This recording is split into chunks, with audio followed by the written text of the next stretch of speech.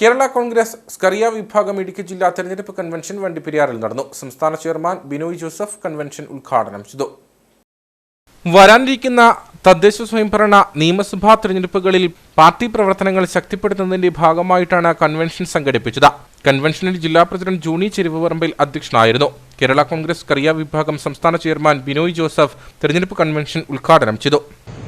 ഇടതുപക്ഷ ജനാധിപത്യ മുന്നണിയുടെ കെട്ടുറപ്പായ മുമ്പോട്ടുള്ള പോക്കിന് കേരള കോൺഗ്രസ് പാർട്ടിയും ശക്തമായ പിന്തുണയും വലിയ സഹായ സഹകരണങ്ങളോടും കൂടിയാണ് നാളിതുവരെ പ്രവർത്തിച്ചിരിക്കുന്നത്.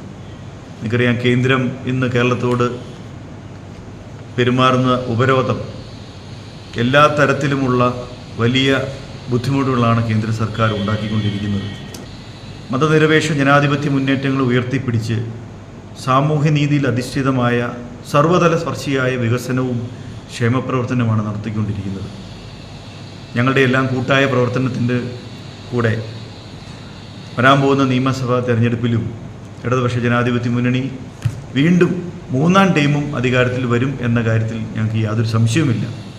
സംസ്ഥാന സെക്രട്ടറി ഡോക്ടർ ഷാജി കടമല മുഖ്യപ്രഭാഷണം നടത്തി. ജില്ലാ സെക്രട്ടറി സനോജ് മാടത്താനി, ജില്ലാ വൈസ് പ്രസിഡന്റ് സി ജയകൃഷ്ണൻ തുടങ്ങിയവർ സംസാരിച്ചു. മണ്ഡലം താലൂക്ക് ഭാരവാഹികൾ കൺവെൻഷനിൽ പങ്കെടുത്തു.